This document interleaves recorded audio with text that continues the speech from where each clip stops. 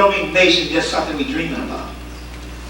We mean nation as in United States. We mean nation as in Israel. We were the nation of Islam. Fetus, but we existed. And almost, to some extent, in the inner circle, self-sufficient. Not total autonomy, but that inner circle. I didn't work for anyone except the Nation of Islam. Yes, the Nation of Islam was my employer. And also my wife's employer. I don't know how many members the Lost Foundation of Islam employed. The Nation of Islam was about 500,000 strong, perhaps. I really don't know the count. When he came out of the prisons, that nation that he last saw, did not exist anymore. He had to find a way to re-enter the world. He committed a negative act, as he describes it, to re-enter the world. He did something wrong. But it was only through the act of doing something wrong that he was now privileged to be a member of the group that he was now with. And that thing that he did has him locked up today, just like Robert Lee.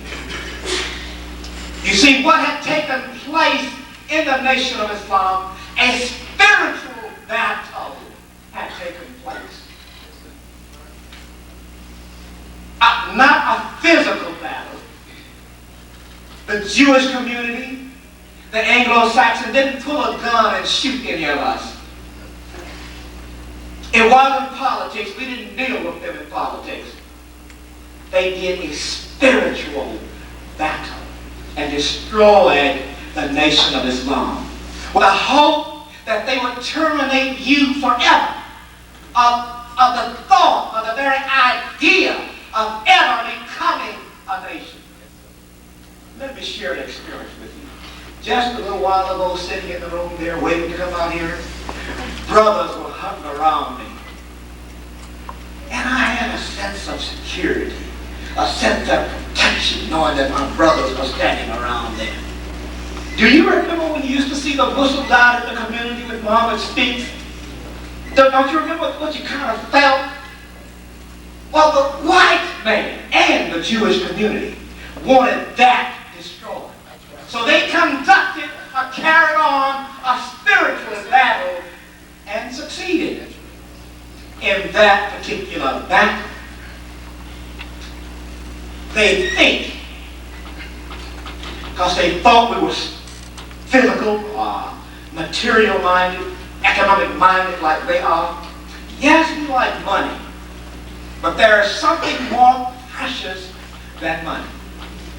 Something more valuable than the dollar. And that's peace with self. And he can't get that. So we could talk about this all day long, and all he could do is sit and wish for it. He cannot reach it. You know why he can't reach it? Because truth and justice is not in him. And when the meeting is over, pull one to the side and ask them, will you be truthful with me? Do y'all really have justice in me? And if he would tell the truth, he would say no. Yes, sometimes we can tell truth. Sometimes we will do justice. But we got a purpose if he would tell you the truth. He don't do good just for good's sake. He won't do justice because justice is right to do. He do it for a material gain. In fact, if there were no law, he wouldn't do justice at all. In fact, there is law and there is no justice. Here's an attorney.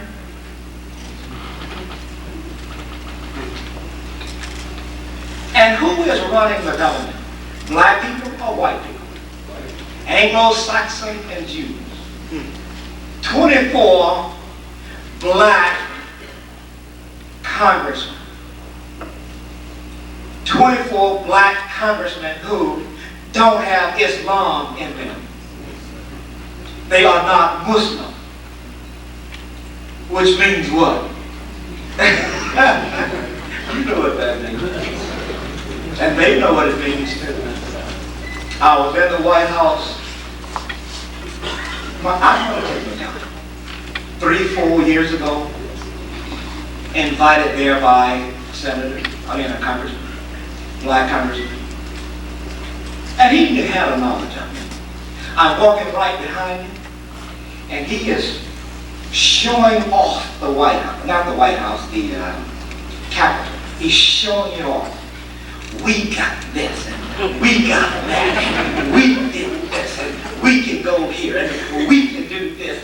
And I'm walking right behind him, and he's going, we can, and this is our, and this is our, and we. And he turned around and looked at me. And he shut up because he knows that I wasn't going for that weak stuff. You don't have nothing. This is this white man's capital. And he is managing you with a program, a blueprint that he well knows how to use. He's been using it for quite some time. At the time that you were being released from slavery, so-called, he was busy trying to figure out another plan to lock you up. Mentally. It's the truth. Why don't you ask them? They will tell you some of the best truth for conversations that I've had about white people has been with white people. See, when he understood that I don't care nothing about him, and I know that he don't care nothing about me, then we can talk. I can tell him what I feel, and he told me what he feels. And we had a great time. He said to me, I don't see why we had to take down the street of a great white general just to put Martin Luther King's name up. Why couldn't we wait until the city enlarged? I mean, we had a great white general to die in battle for that street. I don't see why we had to do that. Yes, I'm prejudiced, because when Dr. King integrated the South, my father had a great, big, beautiful home. And when you colored folks started coming in, the property went down. And my father lost all of his wealth. So yes, I'm prejudiced. We got whipped twice, he said. During the Civil War, you were our property. We had a way of life here in the South.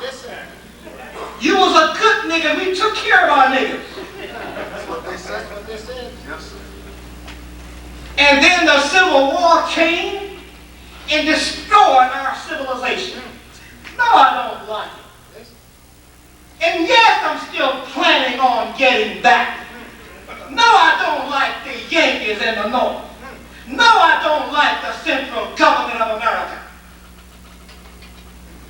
I'd like to see it tore down like they tore down the South. Why don't you go down there, telling me, and see Cyclorama? I decided to go. You know what it's about? The Civil War. The South lost.